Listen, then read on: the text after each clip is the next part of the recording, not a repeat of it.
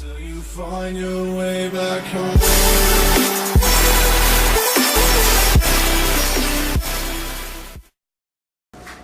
And how's it going, guys? Vince is back from VinnyFlex. Welcome to my channel if you're new to it. If you're not new to it, welcome back. So I just wanted to start off this video with explaining why I'm doing this spring shredding series. The main point is to get down 165 pounds, like I said earlier, but I also wanted to bring a more personal, day-to-day basis kind of series for you guys, you know? Try to get a view of what it's like in the life of someone who carb backloads and also does a little bit of intermittent fasting here and there. And I also wanted to see how shredded I can get while still keeping my strength gains. And along with that, I also wanted to go into the vision I have for myself and this channel as well. And I want to educate people. I want to educate my viewers on how carb backloading and also intermittent fasting, sorry guys, can be utilized. Another main goal I have is to own my own gym and give back to the community. Having my own gym, having my own business is one of the things that I've always wanted. I've always wanted to be a personal trainer. I've always wanted to be a strength and conditioning coach. I've always wanted to be a sports dietitian, I'm sorry. And I want to bring this together, and I don't want to wait anymore. I don't want to have to wait to get out of college. I want to start right now.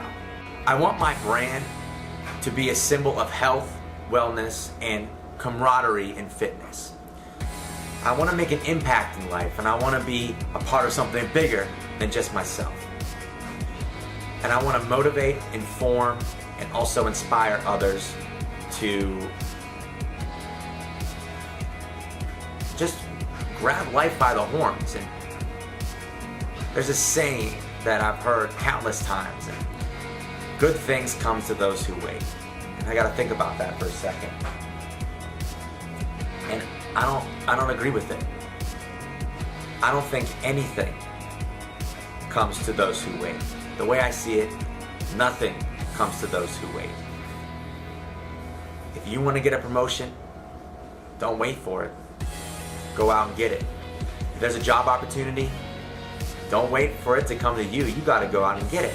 So I want you guys to think about that quote, and I want you guys to really think about what you want in life. And whatever it is you want, you got to go out and get it.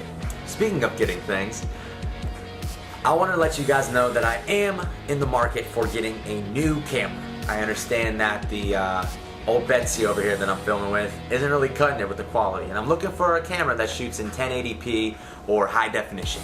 I'm not too tech savvy, so if you guys do have any suggestions, go ahead and put them in the comment section, or go ahead and leave me a message on YouTube.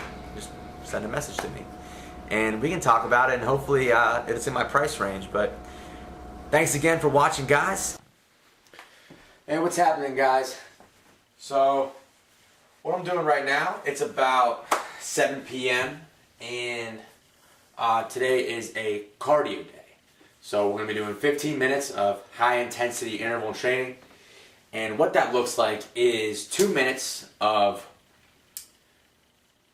low intensity walking / jogging, depending on how tired you are within the workout, and a minute of actual sprinting, all out as hard as you can. So that's what I do for cardio. Chances are, if I was preparing for, I don't know, a show or something, a physique competition, something like that, I would either increase the time that I would be going for, so maybe 20 minutes, and or also increase the frequency.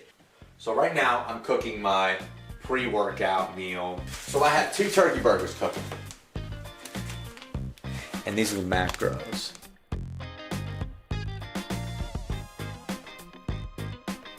And then I got one of these in there, 1 breast.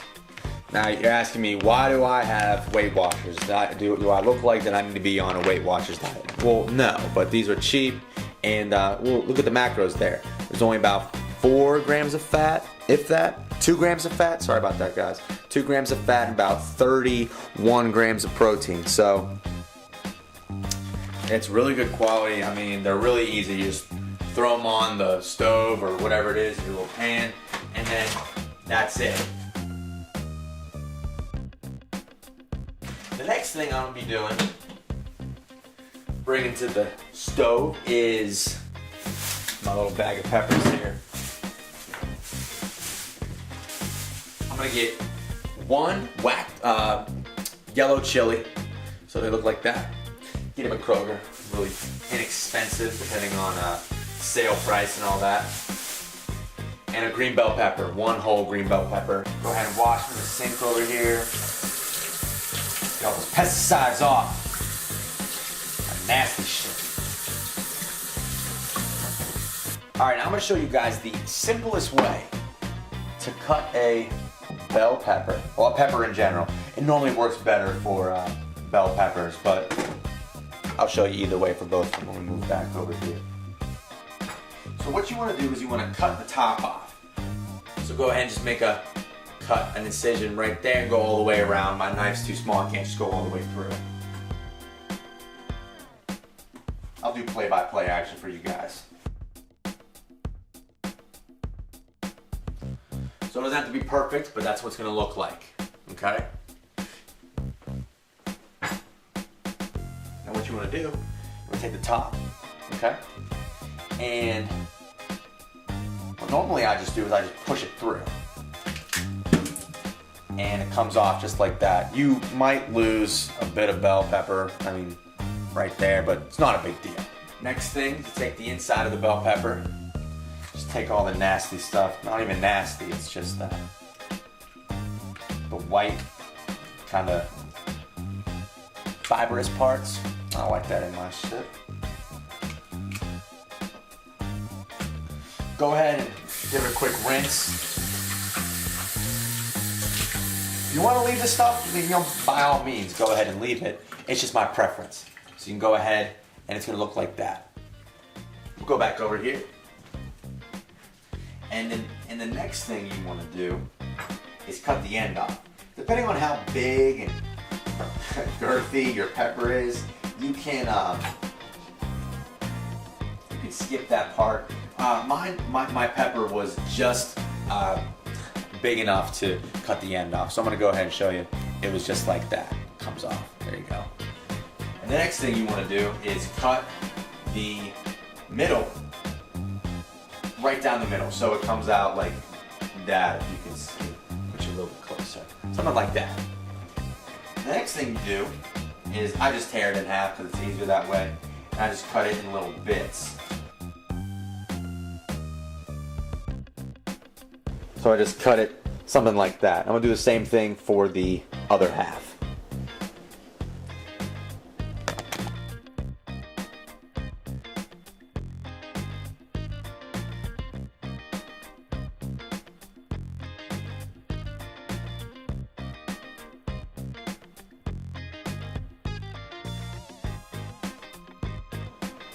Next thing is we're gonna cut the top. I'm gonna show you how to do that real quick. Make an incision and cut it so it comes apart like that. That's the top. That's what it looks like. What you want to do is, what I do is I cut with the corresponding little grooves. So I don't know if you can see in this light, but there's little grooves in each of the bell peppers. It's just like they're like little camel humps. That's the way I can describe it. You just cut along each one.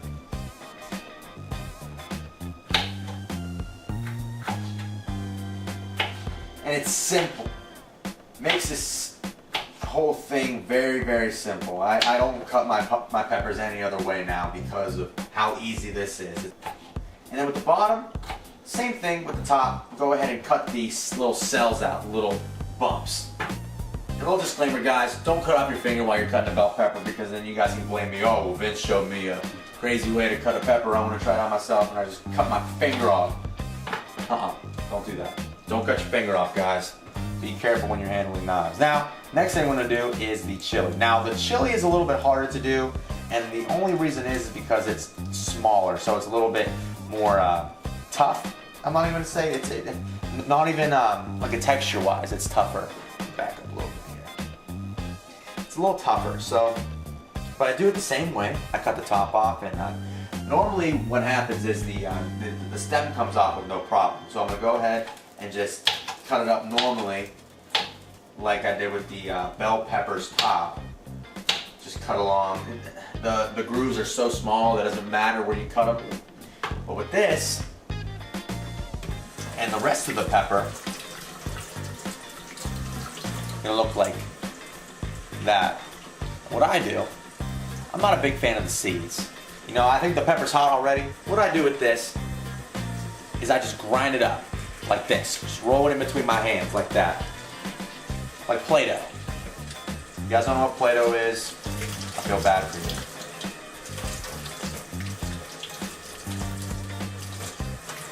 And you take out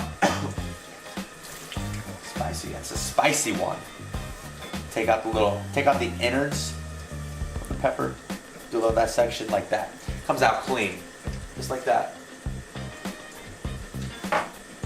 Now what you do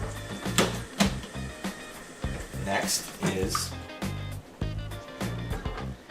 you cut it. Cut the end off like I did before.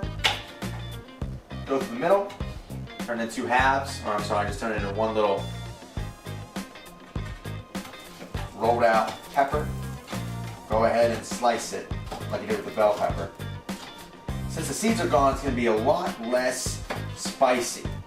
That's where actually most of the heat is in the seeds of the pepper. So once you remove those, the pepper will be a lot less spicy. If you like spice, by all means leave the seeds. It doesn't really matter to me. I like spice, but not too spicy. What I'm going to do next is grab a little pan and go ahead and spray it down first. A little pan action.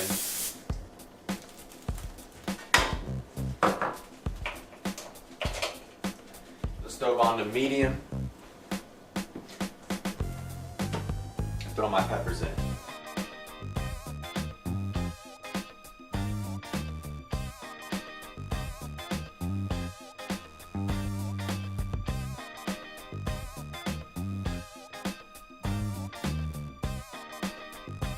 So that's gonna cook for a little bit, and I'll get back. Well, let me go ahead and show you what the meat looks like.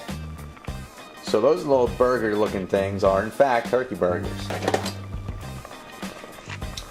I'll show you guys what's up. These are the 2 burgers right on top. Still gotta do a little bit of cooking, and then there's that little chicken breast on the bottom. That's gonna cook up real nice, and then I'm gonna come back and I'm gonna turn these burgers into like a ground turkey, look like taco meat almost, and I'm just gonna keep that breast just the way it is.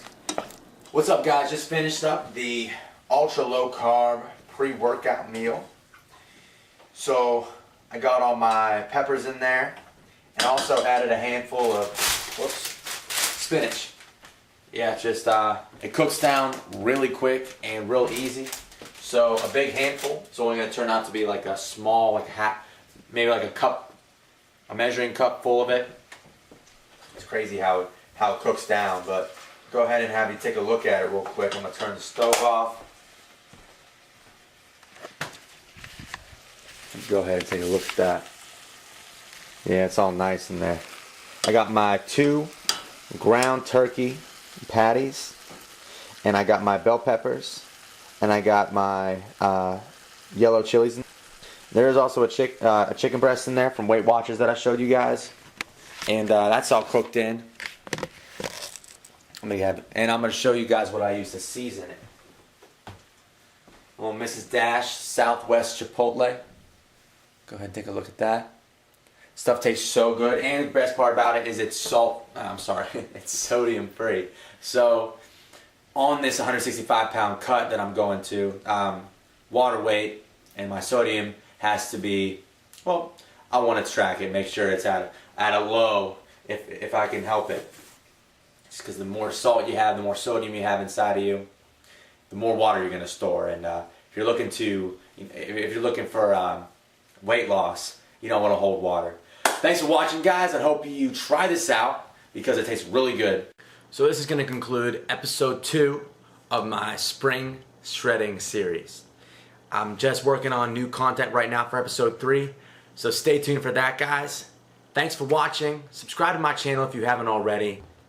And also wanted to just briefly talk about the shirt I'm wearing, actually. I got this at the Arnold Classic along with another one, same brand, but it's Live Large. And let me go ahead and see if I can put myself up here.